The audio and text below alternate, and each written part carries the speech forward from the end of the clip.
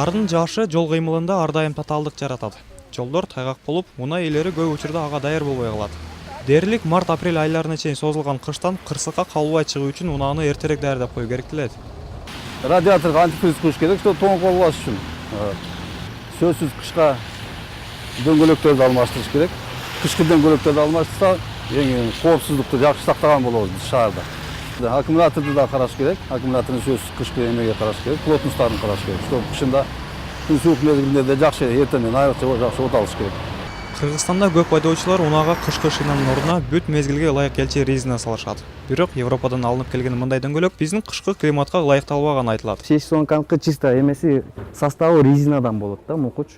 Муну менен тормоз кышында деген тормоз басканда тайып калат да, жакшы кармабайт. Канкен катуу болот, тоң калат да бул эмесич.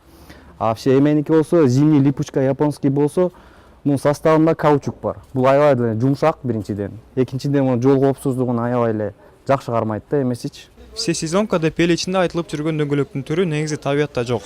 Жамгырга, ылайга, карга жана асфальтка шиналар өзүнчө чыгарылат.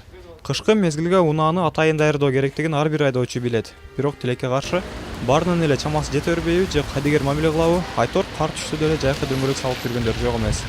Тилекке жараша болгону кышка даярдык көргөндөр көпчүлүктү түзөт. Өзгөчө унаасына жана жүргүнчүлөрдүн сактыгына алыскы жолго каттагандар эртелеп кам көрүшөт. Акчадан биз таксистер опшум аянбайбыз. Себеби пассажирлерди алып барабыз. Ошо алыскы жол. Ошол экинчиден ана печкелерди бир сыйра карайбыз. Уже караганбыз бир ай мурда эле өткөндө штурмовой бергенде эле даярданганбыз. Быйылкы кыш мурункулардан суук болбойт деп гидрометеорология агенттиги кабарлаган эле. Бирок адистер кандай болсо да, унааны кышка толугу менен даярдоону сунуштайт. Бул айдоочунун гана эмес, айланадагы адамдардын коопсуздугу үчүн да маанилүү.